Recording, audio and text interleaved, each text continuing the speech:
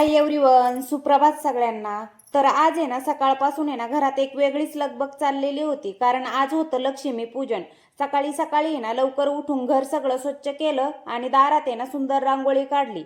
आज आहे ना सगळ्या झाडांना आहे ना मस्त फुलं आलेली होती, त्यामुळे आहे ना मस्त सुगंध पसरलेला होता सगळीकडे।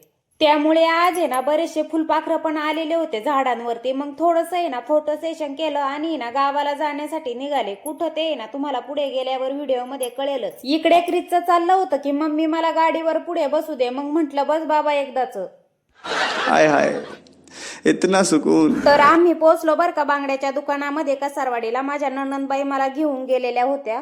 तर लक्ष्मी पूजन असल्यामुळे ना काचेच्या बांगड्या भरणं ना हे चांगलं मानलं जातं आणि ते ना सुवासिनीचं लेणं पण असतं। तर बांगड्या भरून झाल्यानंतर ना आम्ही गेलो फुले आणण्यासाठी। तर ना टाइम पण खूप झालेला होता, मग डायरेक्ट ना फुलांच्या माळाच बनवून घेतल्या। त्यानंतर ना लगेच आम्ही आलो घरी आणि ना गाडी वगैरे स्वच्छ धुवून घेतली। गाडीला आणि घराला ना फुलांच्या माळा लावून घेतल्या। संध्याकाळ होत आली होती बर का। मग लगेच ना पोळ्याचा स्वयंपाक करायला सुरुवात केली। पटपट ना सगळा पोळ्याचा स्वयंपाक उरकून घेतला।